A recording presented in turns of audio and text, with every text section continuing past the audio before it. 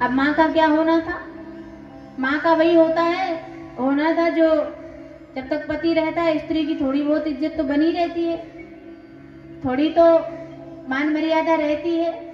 अगर बेटे अच्छे हैं और बुरे हैं तो पता चले पति के जाने के बाद स्त्री की दुर्दशा होती है, ऐसा माना जाता है। तभी कहा जाता है कि हमारे यहाँ समाज में माना जाता है कि पति के सामने अगर कोई सुहागन स्त्री जाए तो ये बड़े सौभाग्य की बात होती है। कारण क्या?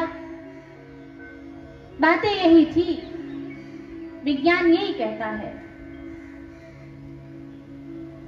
जो अगर रक्षक ना रहे, रक्षा करने वाला ना रहे हमारा, तो फिर हमारी दुर्दशा तय है।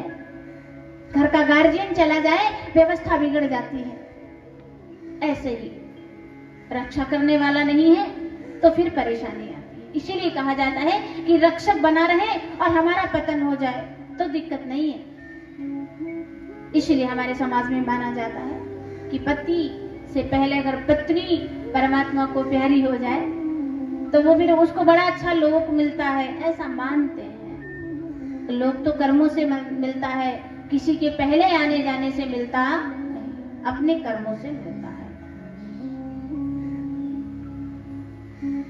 इसके बाद में अपनी माँ को एक बार जो है जलते हुए चूल्हे से लकड़ी मंगा ली, निकाल ली, मारने को तैयार हो गया। माताओं खासकर ध्यान रखो, अपने बेटों की जो बुरी आदतों पे पर्दा डालती है माँ।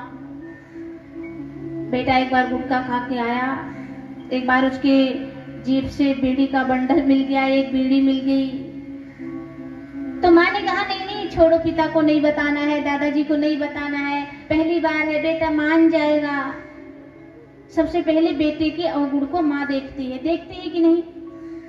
सबसे पहले बेटे के अवगुण को माँ देखती है। लेकिन माँ क्या करती है? माँ को प्रेम है, बेटे से प्रेम है तो उसे पर्दा डाल देती है, और ये पर्दा डालना ही उस पर बड़ा भारी पड़ता है।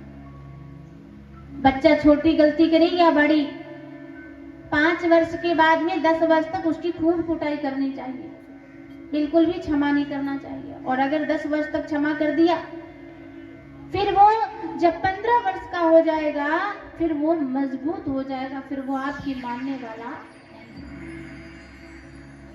5 वर्ष तक बच्चे को लाड और प्रेम देना चाहिए। 5 वर्ष के बाद में बच्चे को थोड़ा दंडित करना चाहिए, 12-13 वर्ष तक। और उसके बाद 12-13 वर्ष के बाद फिर कभी बच्चे पर हाथ उठाना नहीं, उसे मित्रवत व्यवहार करना चाहिए। अगर